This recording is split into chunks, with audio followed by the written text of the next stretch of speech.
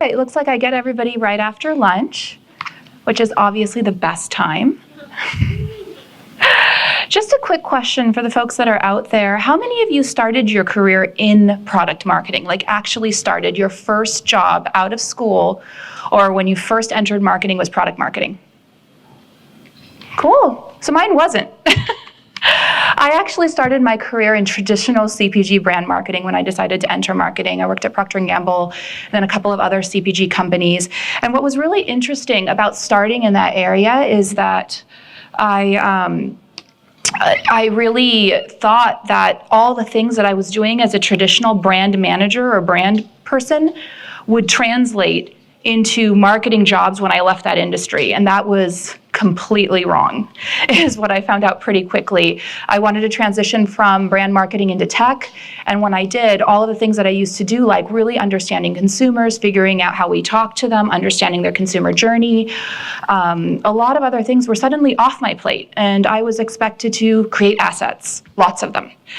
And that was a bit of a problem when I didn't quite understand the consumer or what they did. So spending your day creating brand campaigns, creative storytelling, when you don't really understand the consumer or you don't really understand the product really well, is really hard to do. Because I think one thing that we all know is that the way we storytell and what we do is only as good as the strategy that we put behind it. And understanding the consumer and the product experience, which I thought was my job, turned out it was a job of somebody else. It was a job of this group called product marketing. And what was really interesting about that is that not everywhere I went in tech had product marketing. So then I wondered, was it the job of nobody? Turns out it might be the job of product, it might be the job of nobody, it might be the job of everybody. But I think at the end of the day, we really do have to learn how to ask the right questions, really dig deep into the consumer mindset, to be able to build a great brand message. So, how do I define a brand? A brand is a shortcut people use to describe a product experience. So this is something I really believe. And what was so important about the product marketing function, if we ever had one, or if we didn't have one, was that I needed a product marketing function, because product marketing is what is really about figuring out what makes this product great and how do we position it to an end user. The work that I was starting to lean into in my roles in traditional brand marketing turned out to actually really be product marketing work. And I thought it would be important for me to start spending time in the function. And as I did, what I discovered is that it made me a better marketer, but it actually also just made me a better business person, because at the end of the day, product marketing is about business strategy. And are you able to define that and have your function contribute to it effectively? So I knew that as I progressed my career and I wanted to do more things, like I have the opportunity to do today at Automatic, building out a brand marketing function as well as many other functions in the marketing team, I know that product marketing just has to be a part of that. So why is that? I think I talked about this a little bit, but let me crystallize it a little bit better. Specifically, it's the combination of the head and the heart. So better knowledge of the functional drivers of emotion. If you're asking me to tell this really emotive story to get people to connect with us, I need to know why they should want to connect with us. It's just, something that might be useful as we go through this process. Levers. One of the things that was really interesting is that in my previous life, I had this opportunity to own all of the 4 Ps and a P&L. And all of a sudden, I show up in tech, and it's like, well, you can run a brand campaign. It's like, that's great, but that's the problem we have right now. I don't want to run a TV ad. I want to figure out how to fix our pricing. I want to figure out how to better position our product. I want to change things about the product. And all of a sudden you're looked at like, well, why? You're in brand. Why would you do that? Because it's important. And I think one of the really great things about having spent time in this function and actually building that function internally is that you start having the ability to influence business strategy in a way that's wider than perhaps maybe just a singular area. What's funny is my husband actually works in product marketing too, and one of the things he told me when I was thinking about what I want to say today is that product marketing is considered to be like a general athlete. You'll jump in and lean in wherever you need to. So I need that, especially today when we're trying to figure out how do we build new functions when we're in small teams, when we don't necessarily know if what we're doing today is what we're going to do tomorrow. Those are things that are really important. And finally, crystallization of a promise. And this is where I really hope that brand and product marketing, and my personal passion is the intersection of both, can work together more. We need to better crystallize our promises. So if I'm offering a brand promise, it needs to deliver against the product promise. So this means that I want to lessen the risk of separation between the brand and the product. Because when we don't have that, a lot of things can go wrong, and we've seen that. When brands are promising things that they just can't deliver on, you're going to have consumers leave you or end users leave you. When the brand is not best able to tell the story of the product, you're not going to have the growth and acquisition that you need. You need both of these to be able to gain mind share and market share. So how do you know when is the right time to start a product marketing org in your organization? If you are maybe a generalized marketer at a smaller company, or maybe you're at a bigger company that just never had this function, what are some of the things that are important to think about? So I hate to say this because I don't necessarily believe it, but it's somewhat the truth and the reality of what we live in. It's usually not going to be your first marketing hire. And the reason why it's so hard for me to kind of accept this is because I think this particular role is so important. It's like, what do you mean we don't want to know what our business strategy is before we do anything? But the reality is that most companies, especially when they're at a stage where they don't have a large variety of marketing functions, they need every single hire to be highly tactical and delivering against bottom line right away. And that is really hard to do when you're bringing in a strategic function that essentially needs to define itself. And it's going to take some time to be able to get to a place where that's okay. So actually bringing in your product marketing hire as your first hire is probably not the best thing that one can do, but I think there are some things to think about, and I'll talk about this a little bit later in the presentation as well, and what you can do to kind of mitigate this. Product market fit struggles. So this is another great time to start thinking about bringing in product marketing. So are you in a situation where you're bleeding customers, you can't get new customers, you're at really highly competitive environment. So maybe when your product launched, you were the only competitor, you were defining a new category, you were doing something completely new, but then all of a sudden it became a very crowded category.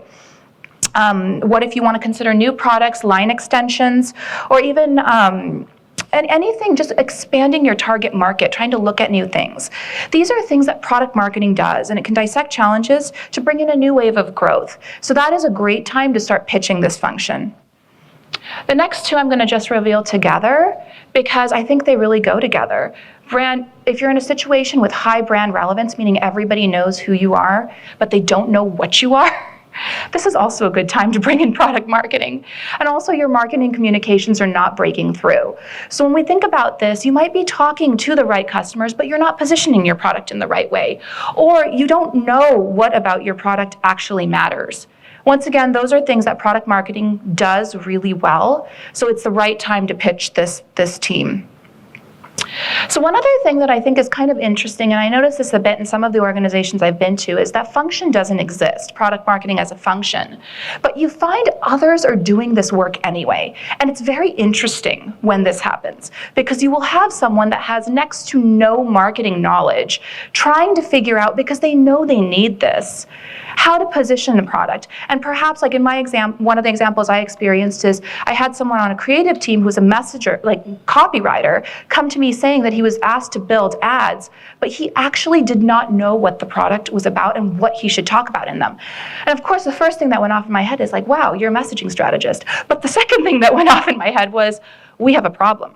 So I think this is something that's very interesting. If other functions are doing the work of product marketing, is it being done well? Is it being done from a business strategy standpoint? And is that knowledge that they are gaining, is it getting aligned and shared through the organization so that we're all talking the same way? We're understanding everything from an aligned perspective. And I think that's actually really important. And that's something that product marketing can really help make happen. Most persuasive reason, generally have found that when your growth or revenue hits a wall and your growth hacking ROI is diminishing. So this is usually the easiest way I've found to be able to justify bringing in a strategic hire. Part of this has to do with, there's actually a really tangible reason here. We have to reset the table to welcome new growth. If we keep doing what we're doing, your return on ad spend is just not going to come. So if we don't figure this out, we can continue to growth hack our way to oblivion, but we will not be able to gain new markets, expand our target addressable market. We will not be able to grow the way we need to. So I found that to be the most persuasive reason. Couple of things if you are going down this path and you're bringing a new function into product marketing so we can make sure that they are successful. First marketing hire should be broad. First product marketing hire even. So I think one of the things that's very interesting about this is that when you do start one of these teams, even though they may have a strategic bent and will have to do the work of product marketing, they're going to be expected to do a lot of other work. And this is just the reality. And some of that work will be marketing, and some of that work will not be marketing. Some of that work will just be convincing people that they matter. So you're going to need someone that has some of these skills. It can't be someone that is afraid to roll up their sleeves and kind of really dig in and do some of the nitty-gritty, but they also have to have someone, I guess what you would say is executive presence, not afraid to go toe-to-toe with the product team, with an engineering team, and insist that they should be there and insist on the value that they bring. And someone that kind of just gets all aspects of marketing, because the reality is they may end up doing some of those too. I think the other thing that's really important is start showing examples of PMM to be able to get people to understand what it is that this function brings. What's hard is that, and I think we all kind of know this even today, is that when you say you're a product marketer, people kind of look at you like, well, what? Are you product? Are you marketing? Like, what do you do? It's like, well, we do strategic things to help make sure that the product lands. What does that mean? So I think what's really hard is that you actually need to show people in a tangible way why you do this. And part of the reason for that is because you need to consider your core stakeholders. Who's going to actually benefit in this company from having this function there? Are you able to show people in performance marketing, here is a messaging strategy that you can optimize off of? Are you able to talk to the product team and say, look, we're going to be able to better represent voice of the consumer. So when you're thinking about how you build your product, you actually will have an idea of what consumers want and what they expect at different points during their experience.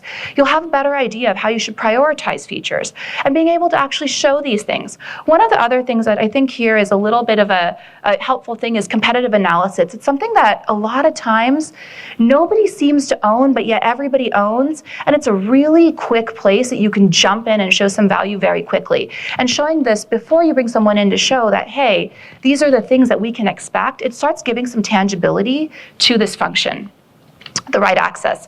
So this is really, really important. And actually, I had the pleasure of kind of learning more about this during some of my time at Facebook, where we saw a lot of new functions develop.